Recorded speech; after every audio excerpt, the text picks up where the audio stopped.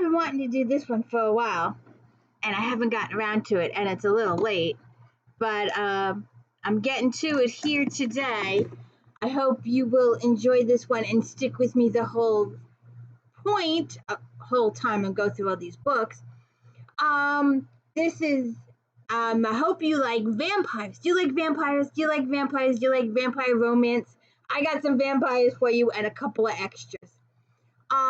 This is the D. Louise book series. It's nice to meet you. Christina, KERRELYN. I hope you're having a good day. I'm trying to learn some sign language here very, very slowly, horribly. I'm not playing very good. I'm trying though. So please hit the like and subscribe. And if you could, please check it out. I hope you watched the Star Trek Next Generation recap earlier today. Of course, Friday is If Then. If you like this author, maybe you like that author.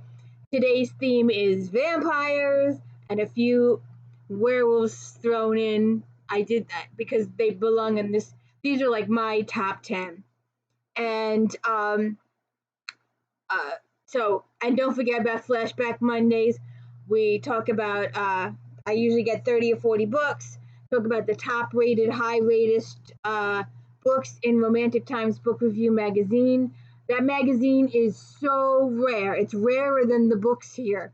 It's easier to get all those books, regardless of when they were printed, than this magazine. Because I tried the other day, I had an incident, and I'm glad it was resolved and I came out on top. But anyways, we are going to talk about vampires today. Do you like vampires? I love my vampires. So we're going to start with my gal pal here, Anita Blake, Laurel K. Hamilton's Anita Blake series.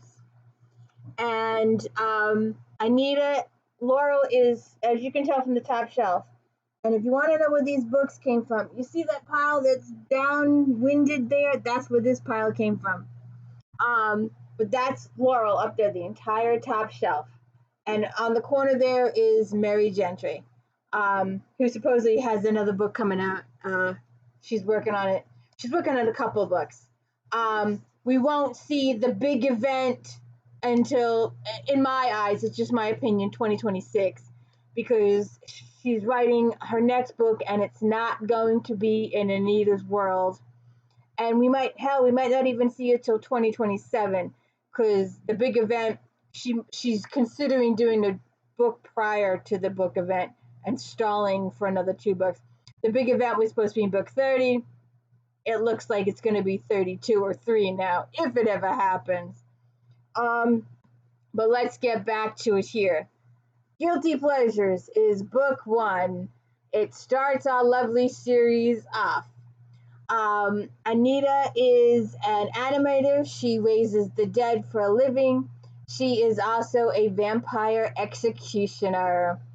And she also works with I always get this wrong now, the Regional Preternatural Investigation Team, assisting Detective Sergeant Rudolph Starr and Zabrowski. And we all love Zabrowski and his car that looks like it was in college. Because, yeah, my car looks like that in college, too. 20, 30, 40 years ago, because I lived at school. Well, during the day anyway. And brought my own lunch and everything. But anyways, back to John Claude or Jean Claude. And we've got another Jean Claude in the argeneaus. So we're going to be dealing with 2 Jean Claudes. So anyways, John Claude, Anita. They weren't supposed to be a couple in the beginning. Laurel had plans for him. And Jean Claude had other plans. He decided he wanted to stick around and he wanted to be Anita's main squeeze. And I love this little interaction. I'm going to talk about it in a second. I arrived back at Guilty Pleasures a little after midnight. Jean Claude, or John Claude, however you want to say it, I'm always being corrected because I say it wrong, was standing at the bottom of the steps. He was leaning against the wall, utterly still. If he was breathing, I couldn't see it.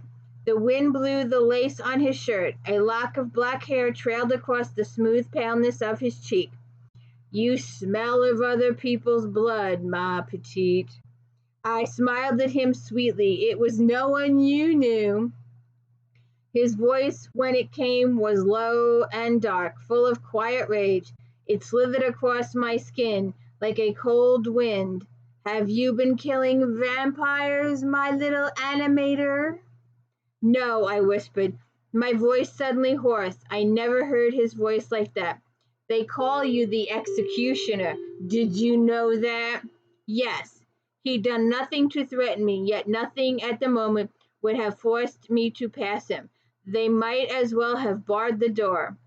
How many kills do you have to your credit? I didn't like this conversation. It wasn't going to end anywhere I wanted to. I knew one master vampire could smell lies. I didn't understand Jean-Claude's mood, but I wasn't about to lie to him. 14. And you call us murderers.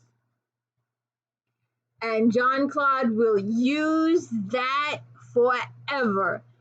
Absolutely will use it. There'll be an incident later on, and we'll get to that in a second, where he needs to maintain power in the community, in the vampire community, and he uses the fact that Anita is there to discipline or kill, as we shall say, any little vampires that get out of line. And he will use that as a threat the entire series. It will go on. He's still using it. Book 2 is The Laughing Corpse. We get Willie and Irving join the cast. And book 3. Now, if you go back, you want to watch the videos I did last year, I show you the comic books. These first 3 books have graphic novels to go with them, the comic books. So they do exist, and I was showing pictures of what the characters look like. So if you want to go back and check out those videos, that would be appreciative. They're kind of old. I was just starting out. I didn't have, well, I still don't have, but it was kind of raw back then in the kitchen. So you can please check out those videos. I did do the ones with the comics and show you who all the characters looked like, so it helps to get them in your head, at least what Laurel thinks they look like. And then, of course, we have Richard. Richard will become a very, very important part of the series. He will eventually become part of their triumvirate. And she dates him for a while, and the wolf thing, Richard is a wolf, he's a shapeshifter. Jean-Claude is the vampire. And we have some conflicts. Now, book 4, Lunatic Cafe. We get tons of new characters in here. There's also a couple in the next couple books. I only took out the first 4. But we get a bunch of new characters that will be sustaining the series for a very long time. And one of my favorite quotes for this particular book, I always have to share. Whenever I bring this book out, I go to this chapter. Marcus is the leader of the wolves at this juncture. Richard will become the leader in the future. And Richard will have, he's too soft, and Anita has to teach him how to be a hard ass. It's Anita that becomes Jean-Claude and Anita's and Richard's backbone. And so she's negotiating with Marcus at this juncture, and she says he has his bodyguard now. She doesn't feel right that this powerful idiot, doctor, he's a doctor, has to have a bodyguard. And she told him not to move, and Marcus told him to move, and Marcus stepped off the stage. Don't, I said. He froze, staring at me. He looked shocked as if he hadn't thought I'd do it. Raphael came up through the tables. May I look at him? Sure. But I backed away. Theoretically out of reach, Raphael turned him over. Blood pooled on the floor from the hole in his chest. Bright crimson rivulets trailed down his lips to mingle with his beard, but not faster than a speeding bullet after all. Marcus looked at me over the body. I had expecting to see anger, but all I saw was pain. He mourned Alfred's passing. That was the bodyguard, Alfred. I may have pulled the trigger, but he pushed Alfred into it. He knew it. I knew it. We all knew it. You didn't have to kill him, he said softly. You gave me no choice, I said. He glanced down at Alfred's body, then back to me. No, I suppose I didn't. We killed him together, you and I, for future reference, so there'll never be another misunderstanding between us, Marcus. I never bluff. So you said. But you didn't believe me. He watched the blood spread across the floor. I believe you now. And just this little itty bitty little section back here in the next chapter, as she's leaving, she runs into Jason. Jason is going to be one of the best things that ever happened to Anita. He's going to be one of the most reasonable voices, confidants, not negotiator, but mediator in her life. He's going to mean a lot to her. He will actually get 2 books of his own later on thus far. He might even get a 3rd if what she's been saying is true. She's just been hinting that there might be a 3rd Jason book. I don't know anything about it at this juncture, but there might be a 3rd. But those are the first 4 books. Later, a couple of books later, we get Nathaniel, and around the same time, we get Asher, who was with John Claude back in the beginning. And then if you want to read the vampire stuff and you want a good detective series in it, the first 8-9 books, the course of the series, check those out. If you become an Edward fan after that, you can read Obsidian. If you are not an Edward fan, you can skip to Narcissus. If you just like the detective parts and you don't want to get into an adult relationship, then stop with Obsidian or Blue Moon. If you are comfortable getting into the adult relationships, then proceed. The series pretty much climaxes in Narcissus in Chains, Cerulean Sins, and Incubus Dreams. That's the key one. That's the biggest one. It has the most stuff in it. She accomplishes quite a bit in that. There's a murder mystery and adult stuff in that. And after that, the series kind of takes a little bit of a plunge. I was pulling through my Romantic Times Book Review magazine, and some of the ratings for the books go really low after that, because Anita changes her perspective. Yeah, she's working as a federal marshal at this point in the series after Narcissus is in Chains.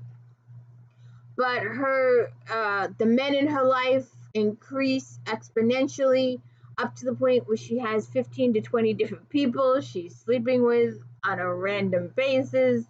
It gets out of hand.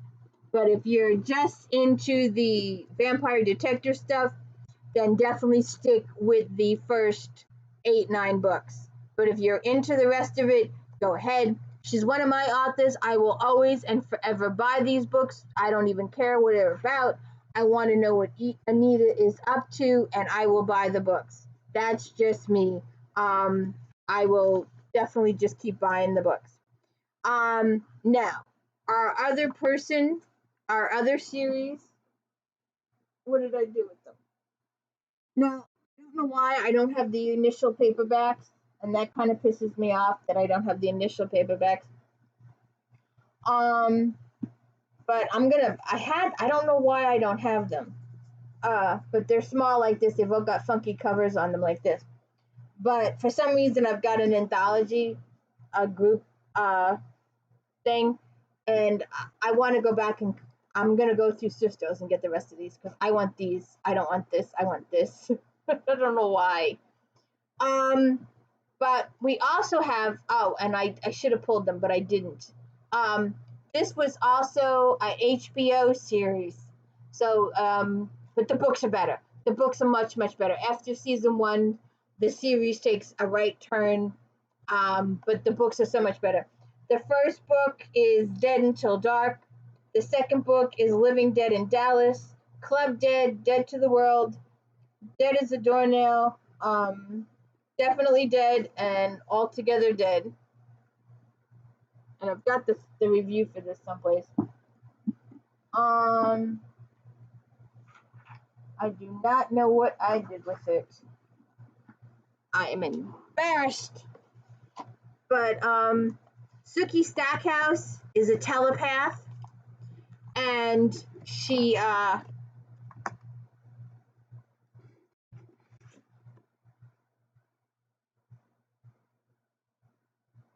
she can hear people's thoughts. Hey you. I don't know what happened to the oh, I hate this.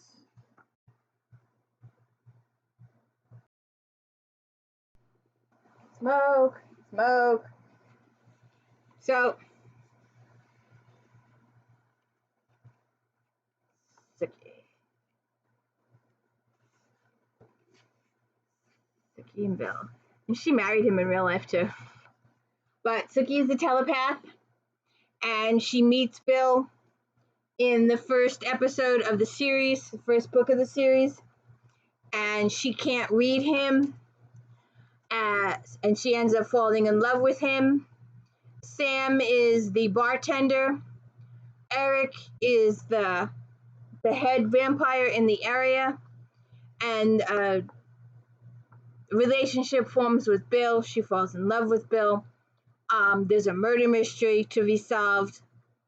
Sookie helps solve that each book. And he's, vampires, we have werewolves, we have fairy. It's a really good series. Let's see if I can find my notes. I had notes. I don't know what happened to my notes. So yeah, and she falls in love with Bill Compton. So that's it's a really good series. I would check it out, but this is series number 2. Bill, Eric, Sookie, I forget the other lady's name, the one that works for Eric. I forget. But anyways, so I got these out, and I found my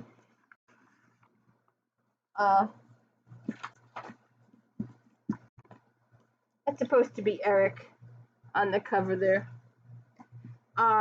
Eric is the best part of the series. But I did find this one, and I found the review from Romantic Times. It got 4.5 stars. Since becoming involved with vampire Sookie Stackhouse, life has become a virtual roller coaster ride. These adventures of a telepath waitress told in the first person have made the hugely talented Harris one of genre's brightest stars. With complicated plots and multifaceted characters, the Southern Vampire series is unmatched when it comes to the edge-of-your-seat thrills, humor, and romantic triangles. Although she agreed to help Sophie Ann, the vampire queen of Louisiana, telepathic waitress Sookie is not looking forward to attending the Vampire Summit. They use Sookie. The vampires use Sookie because they cannot read. She cannot read vampire minds, but she can read everybody else's minds.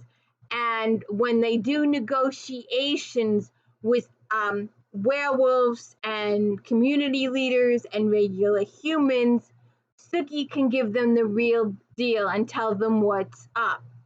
So that's why they use Sookie. Both Hurricane Katrina and the attempt power grab by her now permanently deceased new husband, the Vampire King of Arkansas, have left Sophie Ann in a precarious position. On a positive note, Sophie's new main squeeze, Quinn the Were-Tiger, will also be attending the summit. But even that gets awkward because Eric the Norseman begins making moves that suggest he's still interested in Sookie. And him and Sookie have a relationship in book 3 or 4. But she ends up going back to Bill there for a time. The True Blood series, the TV part of it, kept her with Bill quite a bit.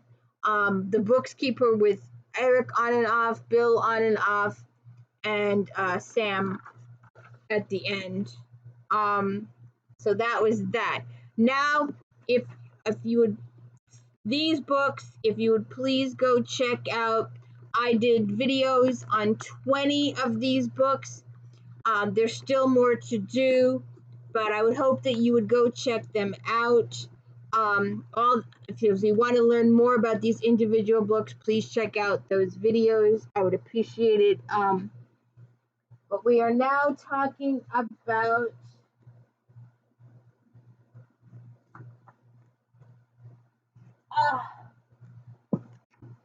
LYNSAY Sands, Tall, Dark, and Hungry. Marguerite is the family matchmaker, and please watch the videos. I did a video on each book. Tall, Dark, and Hungry starts off, it's Lysiana's birthday, and her mother, Marguerite, wants to get her a birthday present for her birthday. And her birthday present is a man, a real live man, Dr. Gregory Hewitt. And she's setting her up with Dr. Gregory Hewitt because he's a shrink. And he is a specialist dealing with phobias. And Lysiana has a phobia of blood. And she's a vampire who has a phobia of blood. So, Dr. Gregory Hewitt to the rescue. You have to put aside the nanos bit. If you can deal with that, then the whole series is just great. You just got to let the nanos go. And they're so busy. You get the introduction to Thomas, Bastian, Uncle Lucian, Lysiana, her cousin Lisbeth, Victoria, Juliana, and some of the rest of the family show up in this book. You're introduced to them.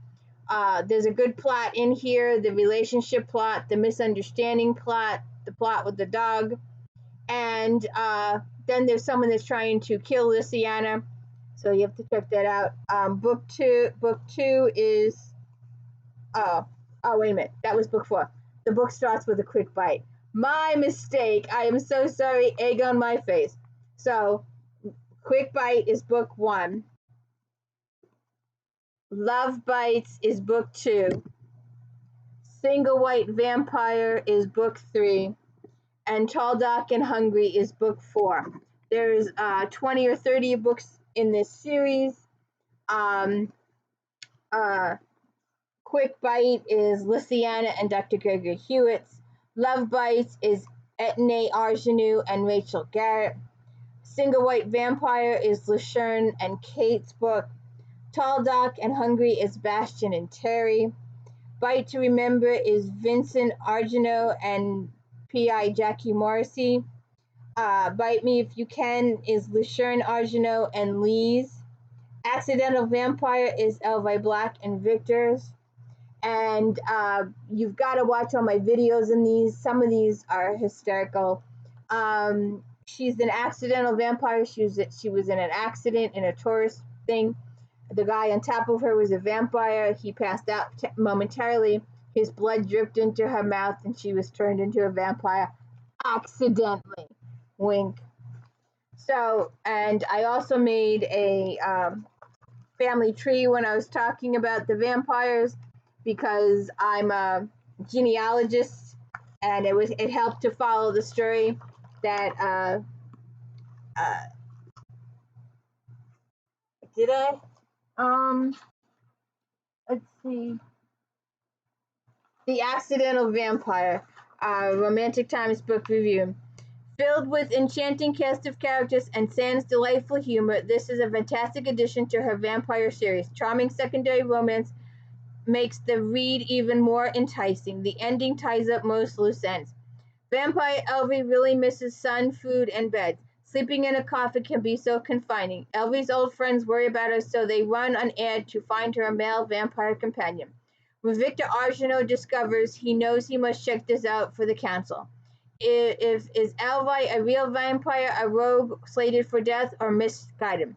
Determined to stop her unregulated activities, Victor is quite a quandary when he ascertains that Elvi is his life mate. And some of the ways they detect your life mate is that you can't read each other's minds, you can't control each other. There's a whole bunch of other signals. Most of the time, they ignore it until it hits them in the face. And it's a good, I think I pulled it. Did I pull it? There you go. Accidental Vampire. So please check all those out. All my videos on that. There's 15 or 20 videos on that. And each worth is one looking into.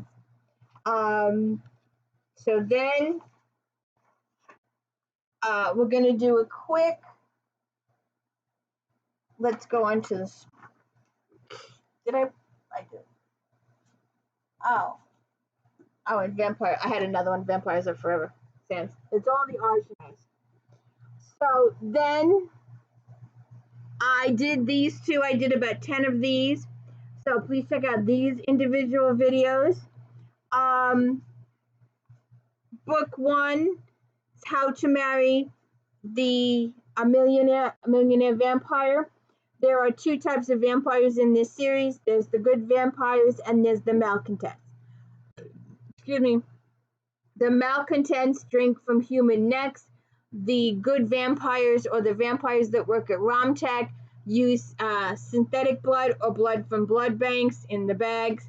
And his company is manufacturing, like they got it from True Blood, I guess, or got the idea from True Blood, or maybe SHERRILYN, who knows where it came from. But chocolate blood and vodka blood and bourbon blood, and they're mixing all this different kind of stuff with just to make flavors like sodas. And they found a blow-up doll, and they fill up the blow-up doll with blood to give you the experience of biting a human. And the leader breaks his tooth. He's got to go to a dentist, and that's where he meets Shayna Whalen. Shayna is daughter of an FBI guy who runs the At Stakes team of vampire hunters. So it's a really good series. I found it's How to Marry a Millionaire Vampire and Vamps in the City. Darcy knew it, thought it was a stroke of genius, the first ever reality TV show where mortals vie with vampires for the title of sexiest man on earth. As the show's director, Darcy's career would be on track again, and she can finally have a life apart from the vampire harem. So she's still technically dead, but 2 out of the 3 is not bad. Now she just has to make sure that the mortal doesn't win. If she wasn't so distracted by super sexy and live contestant Austin. And read that. And then book 3 is Be Still My Vampire Heart. Angus McKay's book. He's from Scotland and he wears kilts, but he's a vampire. And I found this, The Undead Next Door. I've got 4 stars from Romantic Times Book Review. This entertaining story has a great sense of continuity with the frequency appearance by characters from previous books. As in the argeneaus, the characters, the storyline runs the entire series. Heather, the hero is sympathetic and yet not pathetic, and the heroine is strong and independent. Her little girl adds nicely to the story. The bad guy is quite villainous, but there's enough humor and romance to keep the story from being too dark. Heather is excited to be able to view the famous designer John Luke as Sharp's clothes in her own town. Caught sketching one of his dresses, she stopped to meet the great man himself, but things take a turn for the worse when he's attacked and she tries to save him. And they discover their life mate. So we had LAURELL K, CHARLAINE Harris, LYNSAY Sands, KERRELYN SPARKS. Let's get rid of these. There's Newt.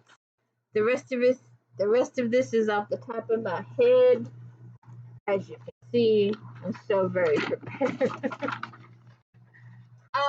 Okay. I'm gonna do this one real quick because these videos are ones I'm doing now. What did I do with it?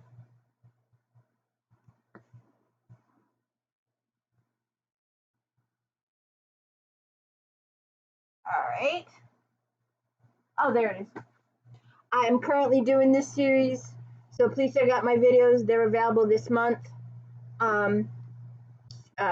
Ward's Black Dagger Brotherhoods. This is the first book. Well, actually, I did Darius the other day. I didn't pull that one. I did Darius. I did Dark Lover. We did the other ones. And I pulled, these are vampires. They protect, these are the vampire police, kind of, sort of. They protect the vampires from the lessers. The lessers are the enemies. This is a really good series. The character stories, it's one long soap opera. The books are one continuous story. I am doing these right now, like I said, so please check out all those videos.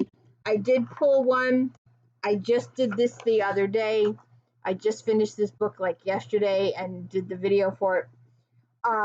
So this got 4.5 stars from Romantic Times Book Review.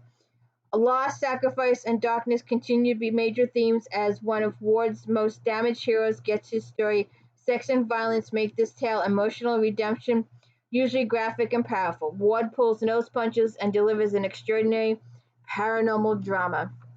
Please watch my video to see what it's about. This is Vicious's book.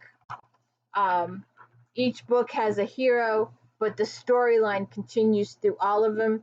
This is book 5. My next book is Lover Enshrined. We did Lover Revealed, Lover Awakened. But this is a really good vampire series. These are ones that I buy. I don't care.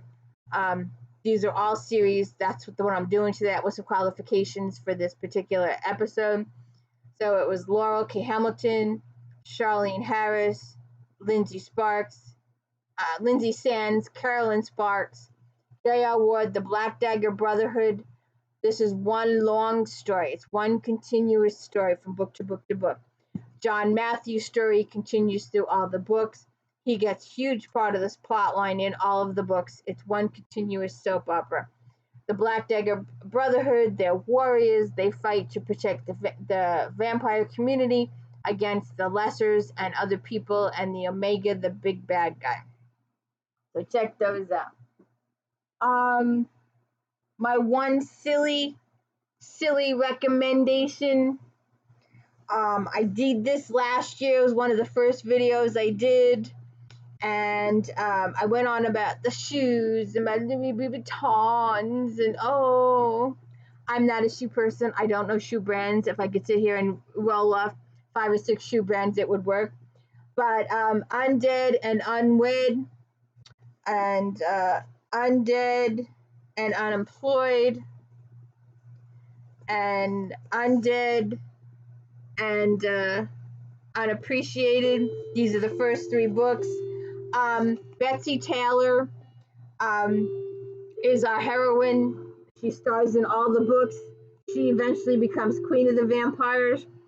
She loves fashion and shoes. If you are a shoe person, you love to purchase shoes more than anything else. If you have a shoe closet, then these books are, and you like vampires, and you are willing to let a whole bunch of stuff go with the real vampire world, these books are for you. It's been a hell of a week for Betsy Taylor. First, she loses a job. Then, to top things off, she's killed in a car accident. What really bites, besides waking up in the morgue dressed in pink suit and cheap shoes, courtesy of her stepmother, is that she can't seem to stay dead. Every night she rises with horrible cravings for blood. She's not taking too well to a liquid dime. Worst of all, her friends have the ridiculous idea that Betsy is the prophesied vampire queen, and they want her help in overthrowing the most obnoxious, power-hungry vampire in centuries, a badly dressed Bela Lugosi wannabe. Frankly, Betsy couldn't care less about vampire politics. They have a powerful weapon of persuasion: designer shoes. Come here, come here, come here, come here, come here. Where was I? How can a self-respecting girl say no? But a collection of Ferragamo, I can't even say it. FERRAGAMOS.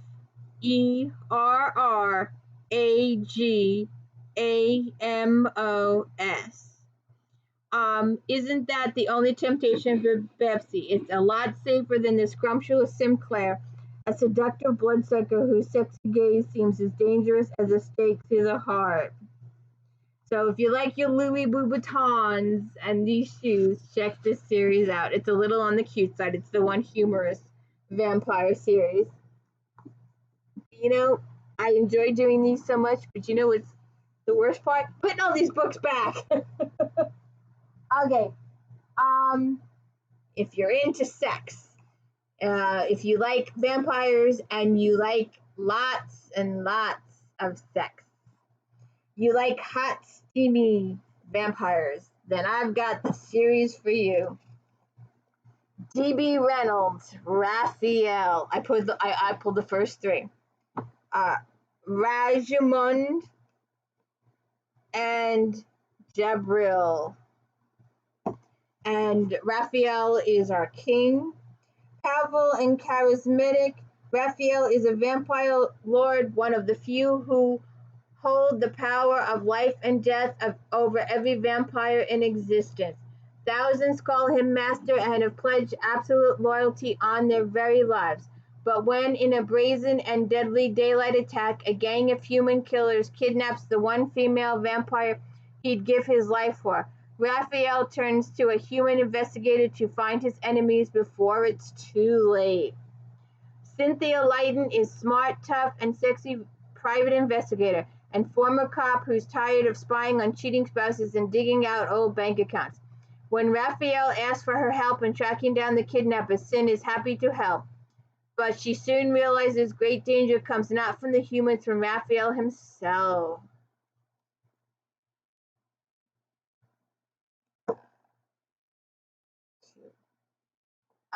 Houston, Texas, cowboy boots and baseball and journeys to the stars, right?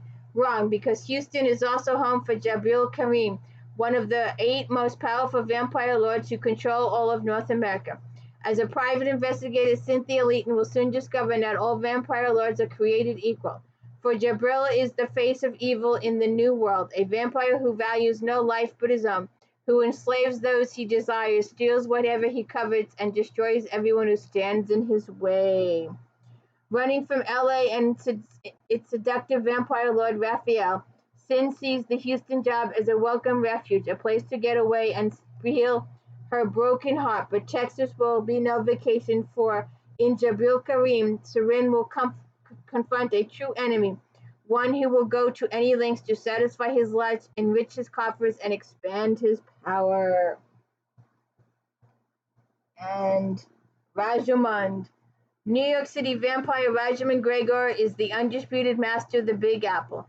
He bows to no one but his sire, the vampire lord Kristoff, who has ruled the Northeast for hundreds of years. But when Kristoff summons Rajamund to his headquarters in Buffalo, Raj finds his master slowly descending into madness and his territory crumbling around him. Raj is the only one of Kristoff's children strong enough to seize power, but he'll have to save his master before he can destroy him. So check those out. Sexy, sexy, sexy, sexy vampires. Okay, now, this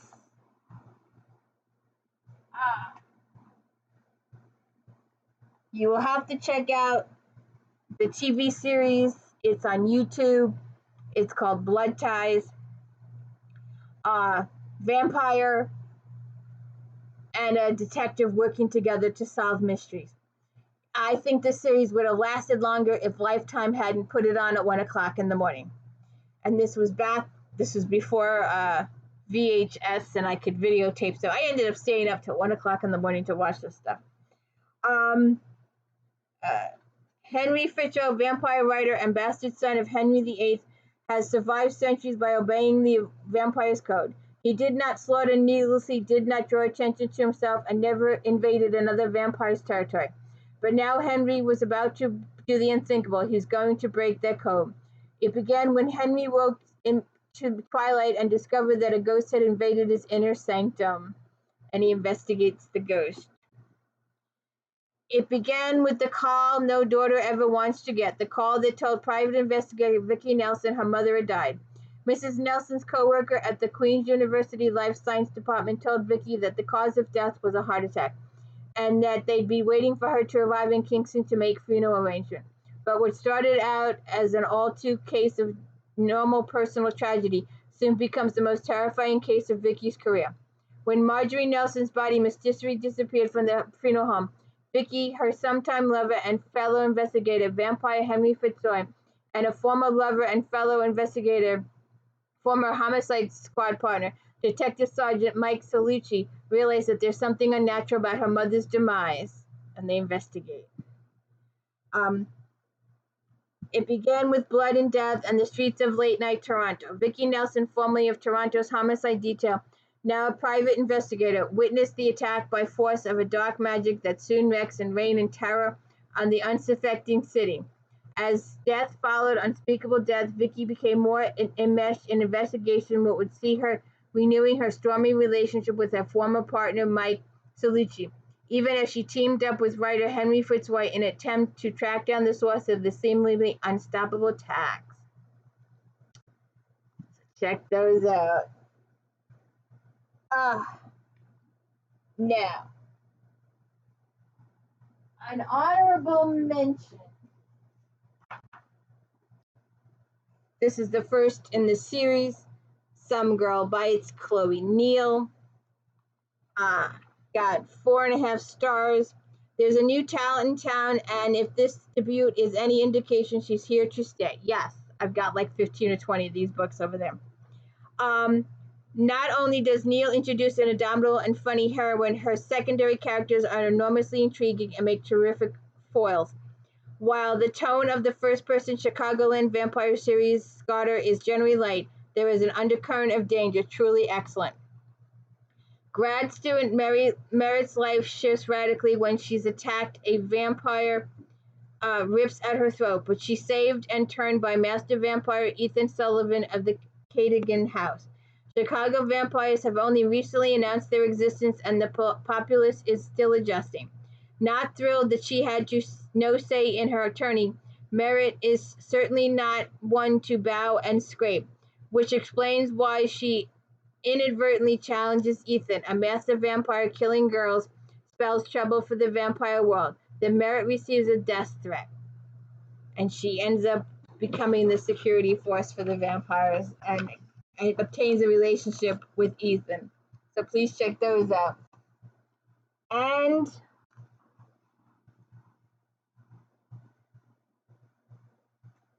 we will talk about this lady. I haven't talked about her yet, but these are vampires. This is another sort of kind of vampire family.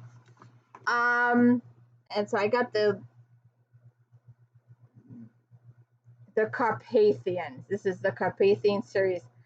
I can't tell you how many books. There's at least 30 or I think she's pushing 40 books in the series now. It's also got a huge ton of spin-offs.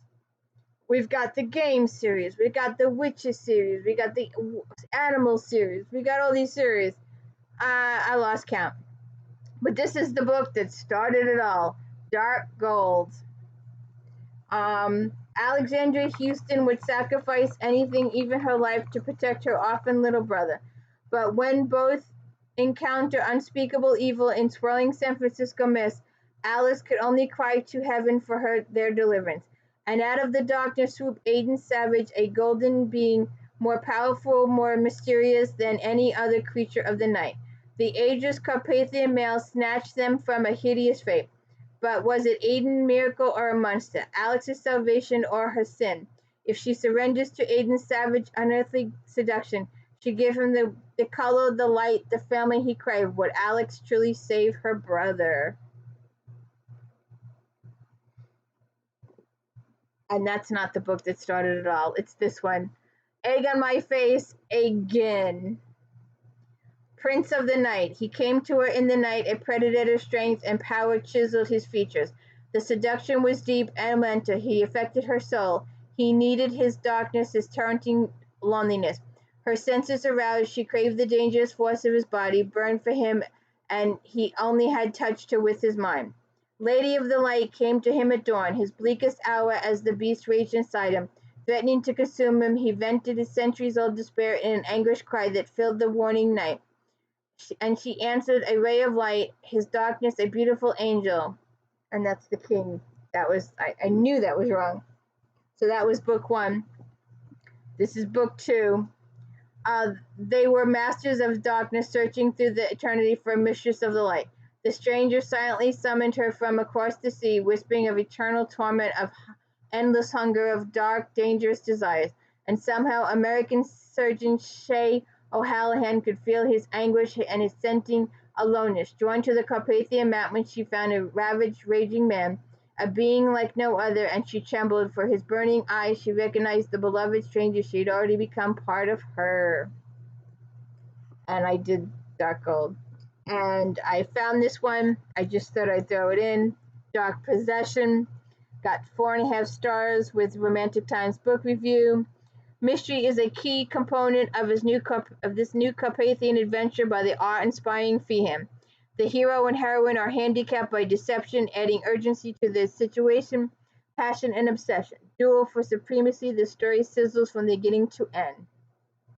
While saving a pregnant Carpathian female, Manuela de la Cruz is stabbed and poisoned nearly to death. Helping to save him, Mulatto's family returns to South America. Accompanying them is Marianne Delaney, a human friend and counselor who has agreed to help a brutalized young woman. What no one realizes is that there's something different about Marianne. Meanwhile, Mulatto is trapped between two worlds, with a foot in reality and another in the gray-strewn world filled with dead vampires. And I will say something else about this series. My own little issue, and I will do these one day, but not anytime soon for the video. I've got them all, and I still buy them. I still buy them without reading. After these were all published before Me Too happened, and there's a situation with the books. At some point, the heroine sometimes says, or most of the time says, come here, come here, come here, come here, come here, come here, talk to me. She says no, and yes, she says no, and he whispers some old magic words, and she loses her free will. And that's one of the things that I don't like about the series, is that the women don't have free will. And I was talking to somebody about the other days, and they were like, yeah, sort of, kind of, but yeah, they lose their free will. So that was my one issue with the series. I didn't have it when I first purchased the series. It was only after the Me Too movement and doing a reread a few years ago that it hit me. And I was in a discussion group online, and everybody was like, yep, that's true. They lose their free will. They lose their ability to say no. Okay, now, this is a very long series. This is a very hot series. I pulled a couple of them. She's always got to go off.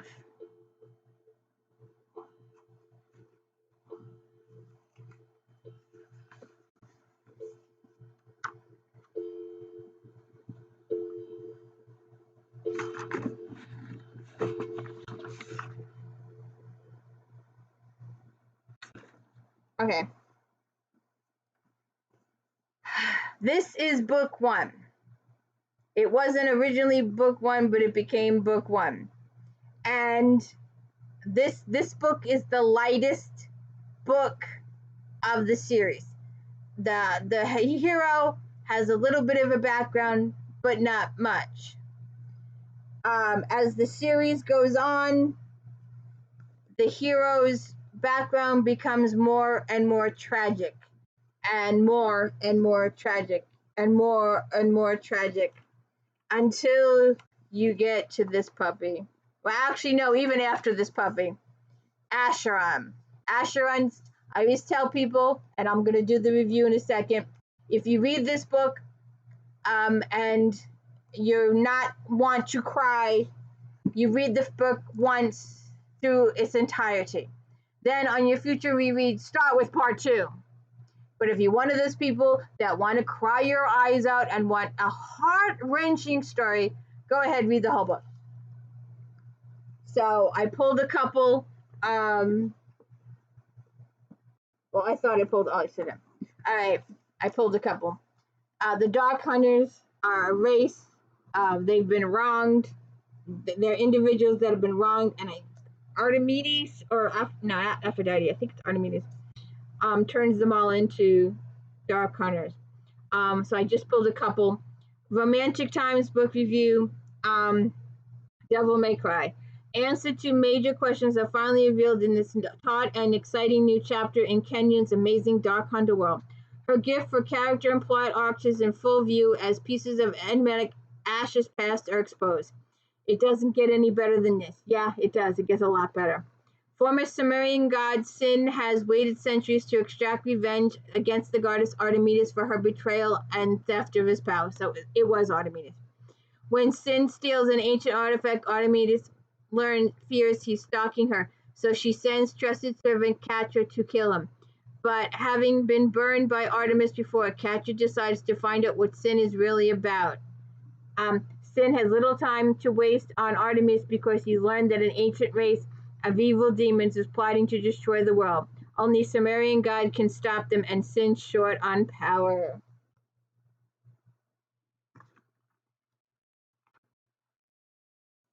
And Upon the Midnight Clear. This new dream, it's a Dream Hunter. Sorry. This is her other set, but they're intertwined. The books are intertwined.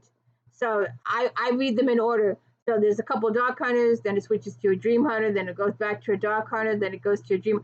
I read them in order. I should have printed out the list the way I read them. Sorry, I didn't. This new Dream Hunter adventure, it got 4 stars. This new Dream Hunter adventure takes a Scrooge-like tale and turns it on its ear. Kenyon packs the emotion and the action, and readers are treated to a bonus section and peaks with the holiday celebration. Ages ago, Onoroi goddess Leda imprisoned Dola, the god of pain. Now, an evil human is trying to release Dola. The man wants his brother killed, so Leda must find and protect Aiden O'Connor. Leda is supposed to be emotionless. Aiden feels only anger. His bitterness reds Runhat, and Leda will need the energy to fight. Neither of them suspects the 2 other emotions that will either save or destroy their love.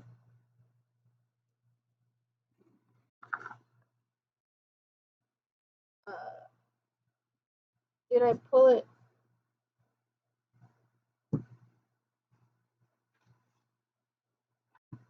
No, I didn't pull this one. But I did pull this puppy. 4.5 stars. It deserves 5. This is your heart-wrenching. You've waited from this book. Acheron is here. Acheron is in every book. Acheron makes an appearance in every single book. Sometimes it's only a line or 2, and it gets bigger and better. His role gets huger.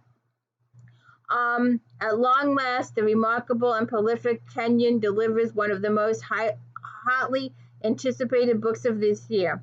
This 700-page mammoth adventure is split into 2 distinct sections. The first and longest section is an extremely dark and horrific explanation of Acheron's early existence. Kenyon does not shy away from expressly detailing both the physical and psychological torture this beloved character endures. The sex section of the book leaps to the present and places Ashram on the horns of a tricky dilemma. Here, the tone of the book recaps the humor and kick-butt attitude previously found in the much-loved series. Fans can rejoice. Now, you have to read the previous books to get this, because she's related. The female in this is related to another female, and the story started in the previous book. But look how thick this is, and it's good paper. And I always say that when the publisher gets the thicker paper, they know the author is worth the quality to spend on the thicker paper.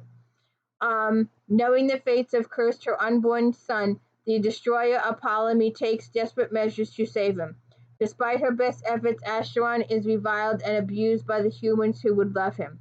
Acheron's twisted relationship brings the goddess Artemis, brings him nothing but pain, and it is through her mechanism that he unwillingly brought back to life mankind's defender. After countless centuries, Acheron may finally get his shot at happiness in the form of one klutzy, stubborn, and dedicated woman. If she can forgive what he does to her, she has to forgive him first. Acheron. So check the Dark Hunters out. Remember, it starts with Fantasy Lover, Julian of Macadamia, and Night Pleasures, and Night Embrace. It's a really good series, The Dark Hunters. Massively good series. And alright. One more sex and vampires. I pulled this one. Eternal Cravings, Nina Bangs. Bang's new group of heroes have the souls of ultimate predators, which is good for saving the world, but dangerous for the women who fall for them. The Mayan 2012 prophecy is the launching point for the intricate, dark, and utterly gripping Gods of the Night series. To save humanity from destruction, the Elven have reconstructed and placed human bodies by the genetic known as Finn. Why did I think this was vampire? It's vampire.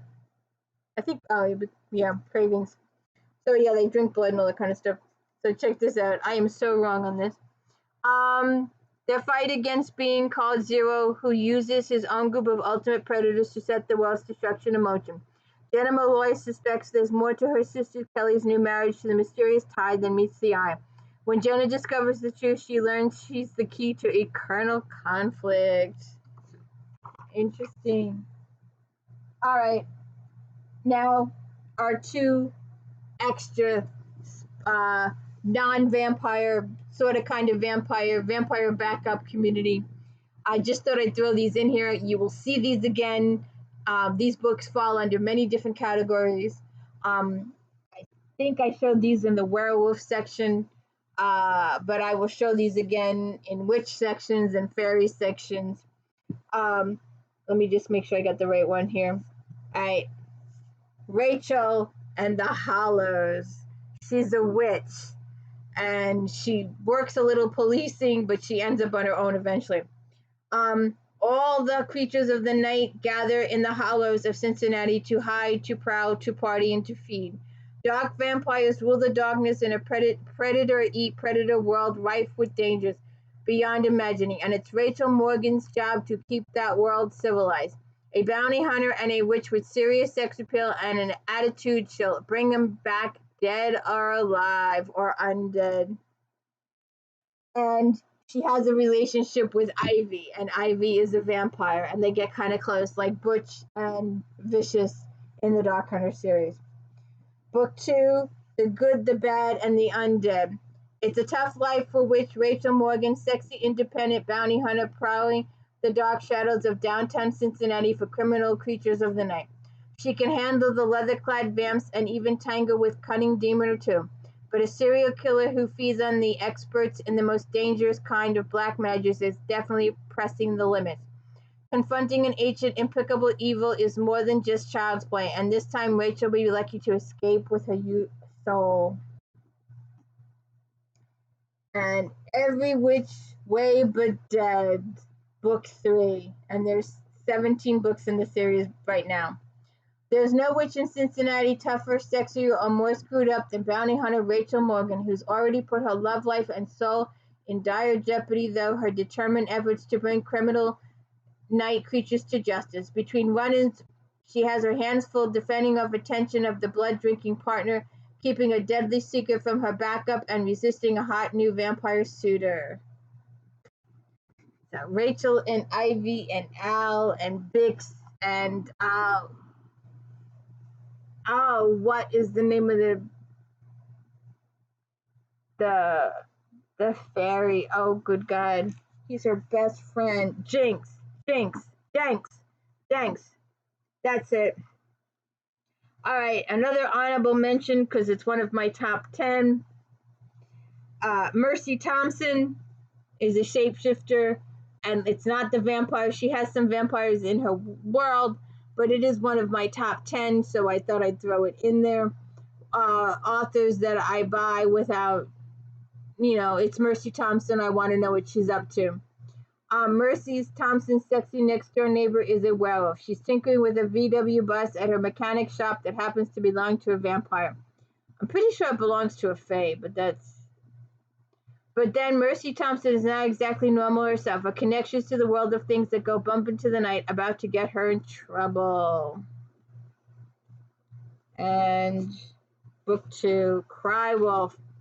Anna never knew werewolves existed until the night she survived a violent attack and became one herself.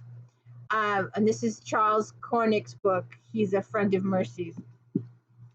And Hunting Ground.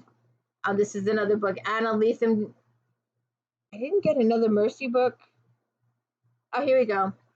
Mercy Mechanic Thompson has friends in low places and in dark ones, and now she owes one of them a favor. Since she can shift at will, she agrees to act as some extra muscle when her vampire friend Stefan goes to deliver a message to another of his kind. So there you go. Those are my vampires. Laurel K, CHARLAINE Harris, Mary Janice Davison, LYNSAY Sands, KERRELYN Sparks, SHERRILYN Kenyon, Christine FEEHAN, Patricia Briggs, Kim Harrison,